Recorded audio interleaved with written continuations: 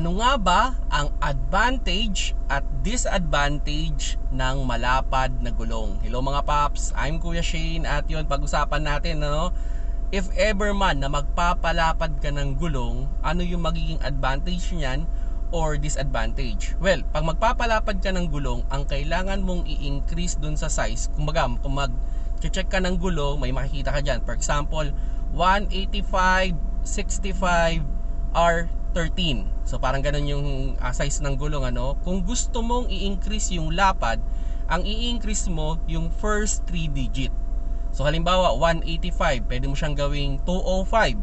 So ang tendency nun, lalapad yung gulong. Actually, you can use a tire calculator para dyan para magkaroon kayo ng idea kung ilang cm o inch yung mailalapad ng gulong sa bawat size na gusto mong i-increase So yon, ano nga ba yung advantage and disadvantage yan? Well, isa sa pinaka main advantage ng malapad na gulong is mas maganda yung grip mo sa kalsada. Means mas confidence kang iliko sa mga high speed at syempre mas maganda yung grip mo. So yung talagang power ng sasakyan mo maita-transfer sa gulong at yung talaga yung kumbaga yung pag-ikot o yung pagkaskas ng gulong is mas lessen compared dun sa mas maninipis na gulong. Kumbaga pag mas makapal yung gulong mo, more grip talaga At isa pa sa mga pinaka-advantage dyan is kung yung gulong na ipapalit ninyo ay naka-protrude dun sa inyong mugs or rim mapoprotect din yung inyong mugs or rim kung halimbawa kayo ay napupunta sa mga gutter, and usually pag kayo sa gutter, normally kasi sa stock yung o yung mugs tsaka yung tire siya, kumbaga pantay siya. Now pag napunta kayo sa gutter, hindi mapoproteksyonan ng gulong mo, kumbaga tumatama yung mugs tsaka yung gulong So now kung mas nakaprotrude ng konti yung tire, so kumbaga ang tatama is yung gulong muna. So mas malilesen yung chance na magasgasan yung inyong mugs just a story lang way back then, yan yung naging problema ko doon sa isa kong kotse.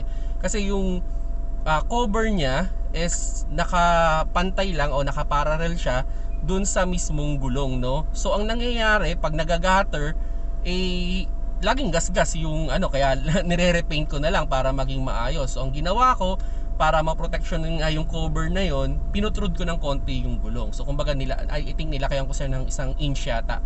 So half inch yung naging lapad. So yung naging effect nun, naging mas lessen o almost hindi na nagkaroon ng gutter mark yung aking mugs So yun yung isa sa mga advantage idea lang din naman kung sakaling gusto mong protectionan talaga yung inyong mugs o tire, pwede nyo palaparin yung gulong nyo ng konti. Now, ano yung disadvantage nito?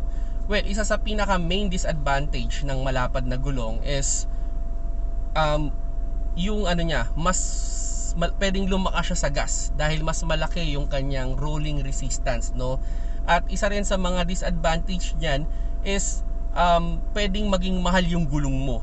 Kasi nga hindi siya common tire yung ipapalit mo o common tire size, pwedeng mas mahal siya o mas mahirap siyang hanapin.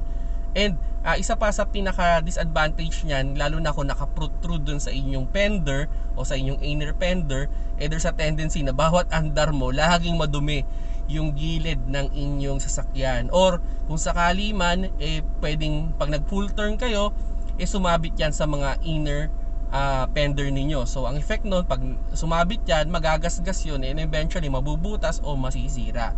So siguro ayun, ang pinaka-advice ko na lang sa inyo before kayo mag-change ng tire, siguraduhin nyo muna na sakto talaga sa inyong sasakyan. O kumbaga, wala kayong magiging problema in terms of yung kakainin yung inner fender, or pag nililiko ninyo may marinig kayong something na gumagasgas. Pag-aralan yung mabuti. Isang idea lang dyan, well, normally, halimbawa, yung sasakyan mo is yung base model. Sa base model, normally, mas maliit yung size ng gulong dyan. Okay, halimbawa size 13, for example lang, size 13 lang.